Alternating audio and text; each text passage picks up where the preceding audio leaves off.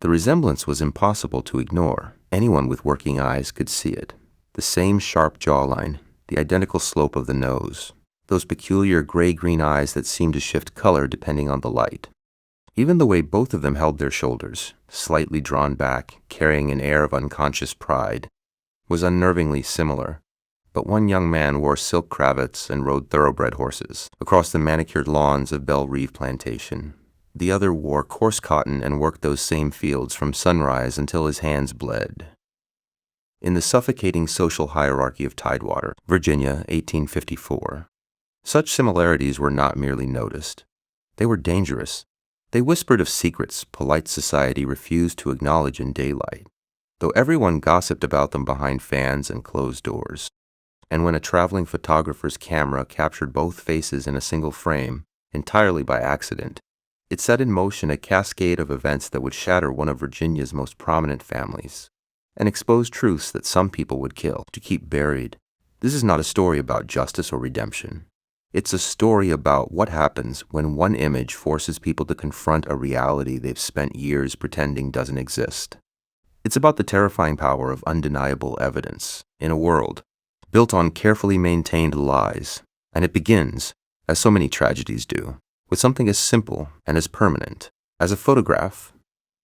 Belle Reve stood like a monument to old Virginia wealth, its white columns gleaming under the harsh summer sun of 1854. The plantation stretched across nearly 800 acres of prime tobacco land along the James River, a kingdom unto itself. Here, Alistair Dandridge ruled with the kind of absolute authority afforded to men of his station. The main house, built by his grandfather in 1798, had 16 rooms filled with imported furniture from London and Paris, crystal chandeliers that had once hung in a French chateau, enough silver to fill 3 locked cabinets. But the true measure of Alistair's wealth wasn't found in chandeliers or silverware. It was found in the 63 human beings he owned. Each one recorded in a leather-bound ledger, names neatly written, values neatly assigned, like livestock. Alistair Dandridge was 47 that summer, tall, with thinning brown hair combed carefully each morning to disguise the widening bald spot at his crown. His face was broad, florid from too much whiskey and too many heavy dinners, and he had those distinctive gray-green eyes, Dandridge eyes. His father had them. His grandfather had them. They stared from oil portraits in gilded frames throughout the house, watching with expressions of stern judgment. He had married Evelyn Fairfax 23 years earlier, a match that pleased both families immensely. The Fairfaxes were old Virginia aristocracy, impeccable bloodlines, dwindling finances. The Dandridges had money, but craved the legitimacy of the Fairfax name. It was a transaction, dressed up in white lace and orange blossoms. Evelyn was 17 at the wedding, terrified and obedient. Alistair was 24 and already calculating how her connections would expand his influence. Their son, Thomas, arrived 11 months later, a squalling, red-faced infant who grew into a handsome young man with his father's unmistakable features and his mother's refined manners. By 1854, Thomas was 22. Recently returned from 3 years at the University of Virginia, where he studied law with adequate, if unspectacular, results. He had his father's height and those unmistakable gray-green eyes, but he had inherited something else too, something Alistair found puzzling, even disappointing. A certain gentleness, a discomfort with cruelty. Thomas had grown up at Belle Reve, surrounded by the casual brutality of plantation life. But unlike his father, he never developed the ability to see enslaved people as property rather than human beings. He hid the weakness well, because he understood instinctively to voice such thoughts was to mark himself as dangerous, radical, disloyal to his own blood. So he learned what the entire household had perfected. He learned how to suppress, how to swallow nausea, how to pretend. The Dandridge household also included Alistair's unmarried sister, Catherine, a sharp-tongued woman of 45 who had never quite forgiven the world for failing to provide her a suitable husband. She lived in the East Wing, embroidering pillowcases into increasingly elaborate patterns and sharpening her remarks into increasingly sharper weapons. Catherine noticed everything, forgot nothing, and wielded gossip the way men wielded knives. This was the family structure at Belle Reve in the summer of 1854. Respectable, established, outwardly perfect. And then there was Samuel. Samuel had been born in the slave quarters of Belle Reve on a cold March night in 1832, the same year Thomas was born in the main house. His mother was Ara, a house servant who had worked in the Dandridge household since she was 13. Ara was considered privileged as far as slavery allowed privileges. She worked indoors. Her clothes were cleaner than the field hands. She was spared the worst backbreaking labor that destroyed so many bodies before their time. She was also beautiful. Smooth dark skin, expressive eyes, a quiet dignity she carried despite her circumstances. By the time she was 20, Alistair Dandridge noticed her. And in a world where an enslaved woman had no legal right to refuse her owner anything, what Alistair noticed. He took, no one spoke about it openly. Of course not. Such things were never discussed in polite company, but the enslaved people of Belle Reve knew. House servants whispered when Evelyn was out of earshot. And when Ara's belly began to swell in the late summer of 1831, everyone understood what had happened, even if nobody dared say it. Samuel was born just 2 months after Thomas. For the first few years, the resemblance wasn't remarkable. Many babies share similar features, and no one expected to see Alistair Dandridge in the face of a slave child. But as Samuel grew, the similarities became impossible to dismiss. By age 5, Samuel had the same gray-green eyes, the same narrow nose, the same way of tilting his head when he was thinking. Old Jeremiah, who had worked at Belle Reve for 60 years and remembered Alistair's father, swore Samuel looked more like a Dandridge than some of the legitimate white cousins who visited from Richmond. Ara saw it too. How could she not?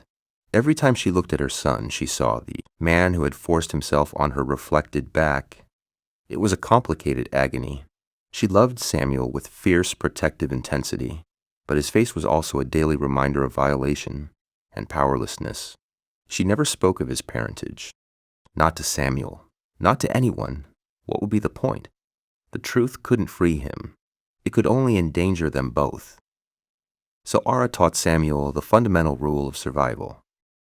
Blend in, stay quiet, never draw attention, because in a world where enslaved people were punished for the smallest infractions, being the walking evidence of the master's secret was potentially fatal. Alistair Dandridge tolerated Samuel's existence only as long as he could ignore it. But ignoring became harder as Samuel reached adolescence, and his face sharpened into a mirror.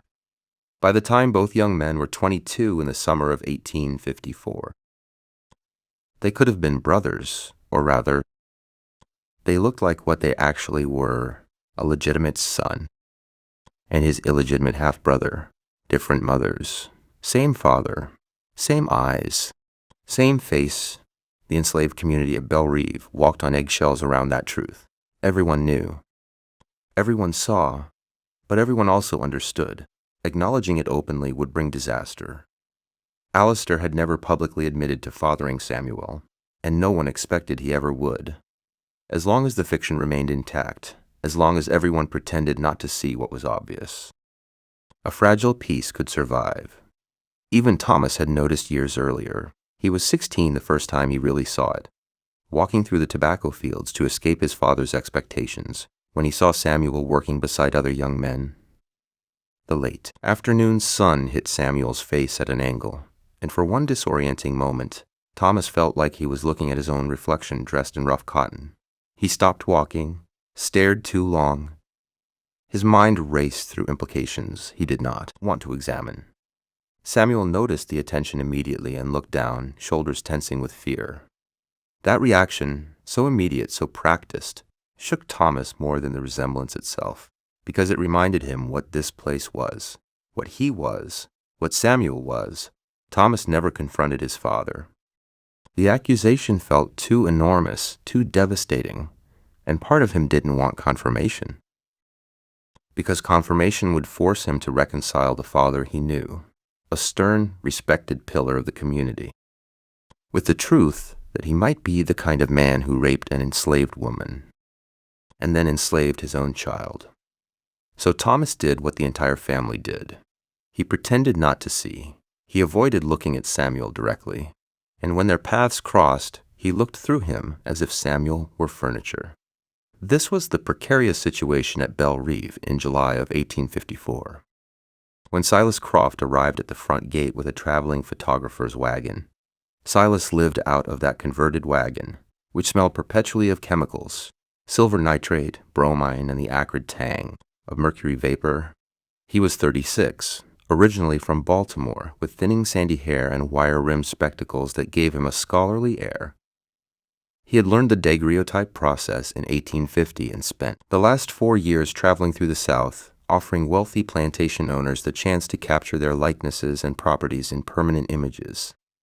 Photography was still new and exotic in 1854, barely 15 years old as a commercial enterprise. The process was complex, time-consuming, and expensive, meaning only the wealthy could afford it. Plantation owners were ideal customers. They wanted portraits of their families, images of their grand houses, visual proof of wealth and status preserved for future generations. Silas had photographed dozens of estates across Virginia, Maryland, and North Carolina. Stern patriarchs sitting rigidly through long exposures, delicate wives arranged in silk gowns, children frozen into idealized innocence, and sometimes, if the owner requested it, Silas photographed the enslaved people too.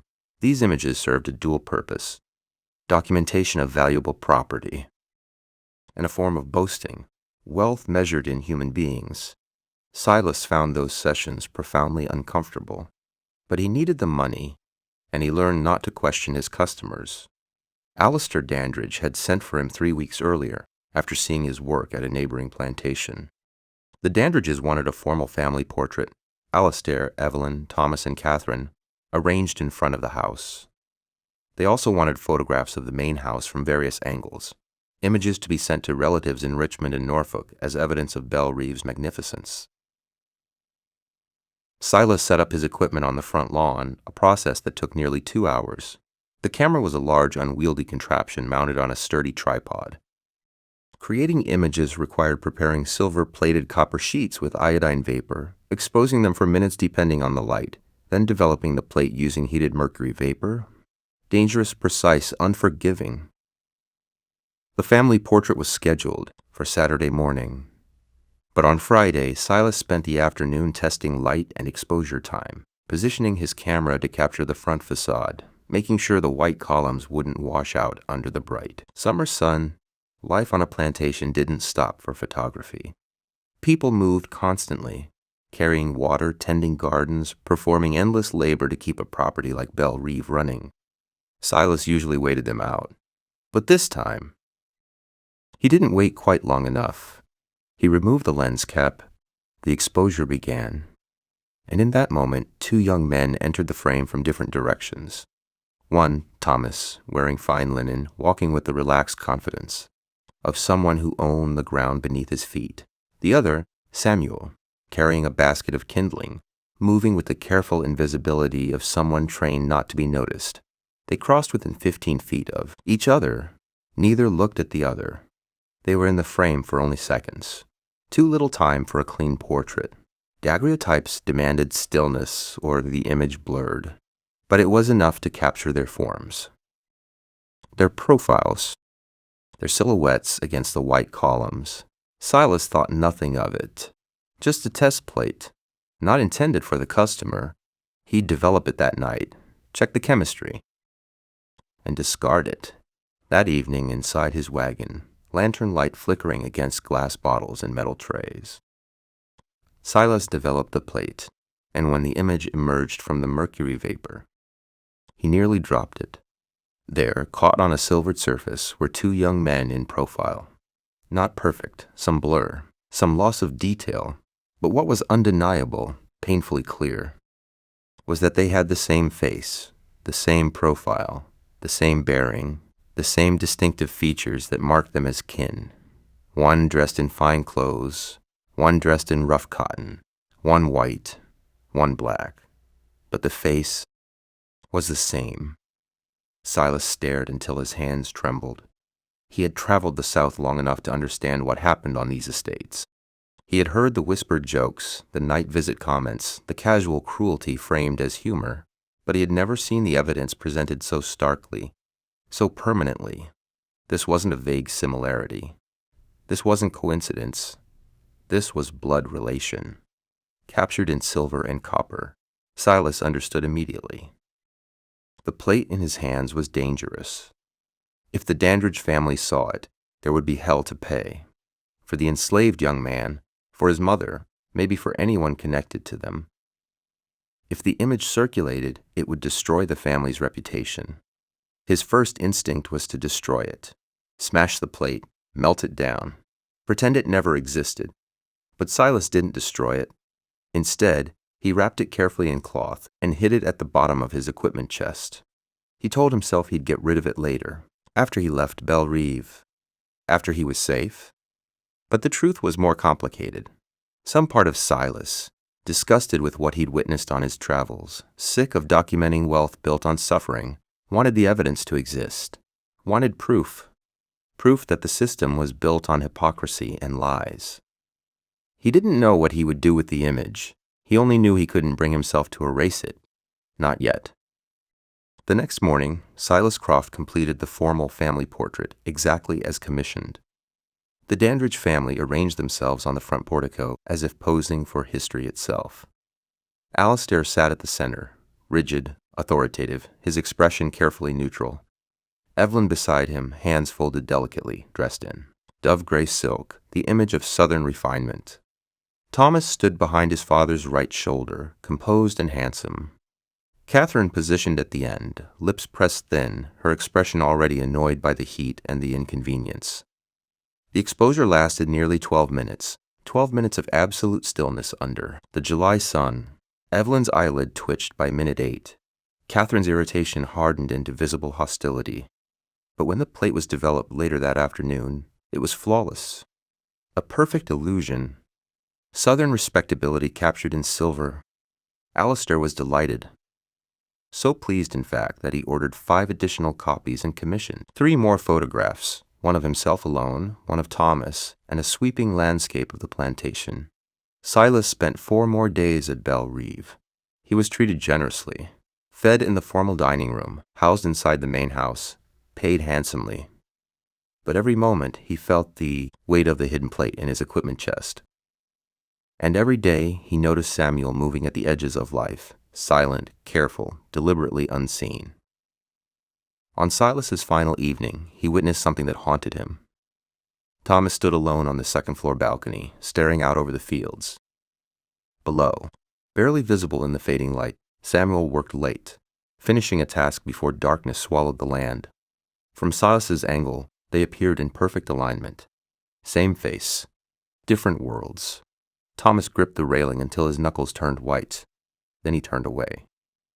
Silas left Belle Reve the next morning, payment in hand, and a dangerous truth rattling beneath his wagon floor. 3 days later, Silas reached Petersburg, Virginia. There he brought his plates to Douglas Webb, a printer known for reproducing daguerreotypes onto paper. As Silas unpacked the plates, one wrapped bundle slipped from his case. It hit the floor. The cloth partially unraveled. Douglas Webb picked it up before Silas could stop him. "Careful," Silas said quickly. "It's damaged. Just a test plate." But Webb had already seen enough. The 2 faces, the resemblance. "Jesus Christ," Webb whispered. Silas knew then. It was too late. That image couldn't be unseen. Webb knew exactly what it meant. And though Silas begged him to forget it, to treat it as nothing, the seed had been planted, a seed that would grow quietly, and then violently. Weeks later, the image appeared in an abolitionist newspaper, THE Liberty Standard. Headline: THESONSOFTESOUTH. A daguerreotype exposes slavery's hidden SHAME. The article described a powerful Virginian planter, his enslaved son, and a photograph that made denial impossible. The paper circulated first in the North, then copies traveled, Richmond, Norfolk. Whispers turned to rumors, rumors turned to scandal, and by January of 1855, the name Dandridge was spoken with raised eyebrows and lowered voices. The first person to confront Alistair wasn't a newspaper editor. It was his sister. Catherine stormed into his study one winter evening. "We need to talk," she said coldly, "about your bastard." Denial didn't work. Not this time. Catherine had eyes. Everyone did. And when abolitionist lies carried truth on their backs, society noticed. Her solution was simple. "Sell them," she said. "Sell the boy, sell the woman, send them south, make it disappear." But Alistair hesitated, because years earlier, drunk on guilt, he had made a promise to Ara, a promise never to sell her or her son. That promise now threatened to destroy him. Evelyn confronted him next. Not with screams, but with ice. Her humiliation had become public. Marriage negotiations for Thomas collapsed. Invitations stopped arriving. Her world, built on silence, was collapsing. "You promised her?" Evelyn asked in disbelief. "After everything, that's the promise you keep." And then came the Norfolk tea, an ambush disguised as civility. The newspaper was read aloud. The photograph passed hand to hand. The resemblance judged openly. Thomas stood up. "We're leaving." And in that moment, the Dandridge family fell. Publicly, irrevocably. That night, Thomas went somewhere he had never gone before, the slave quarters. He knocked on Ara's door. For the first time, the truth was spoken aloud. "You're my brother." Samuel did not deny it. He never had. They spoke for an hour, about fear, about injustice, about a life stolen before it began. And when Thomas left, he knew something had changed.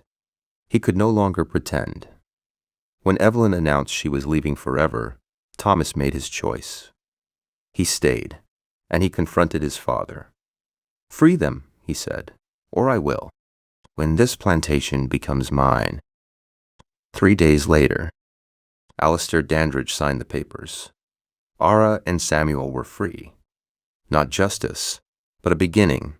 They left Bellerive at dawn. No ceremony, no apology big enough. Just freedom papers and enough money to escape Virginia. Thomas watched from the balcony. For once, not looking away.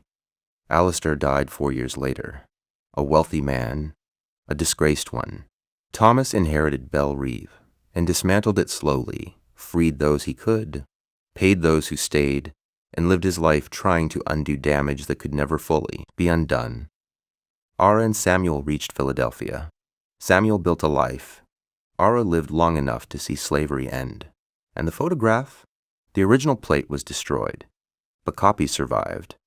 Because some truths, once captured, refuse to disappear. They wait, they travel, they expose, and once seen, they can never be unseen.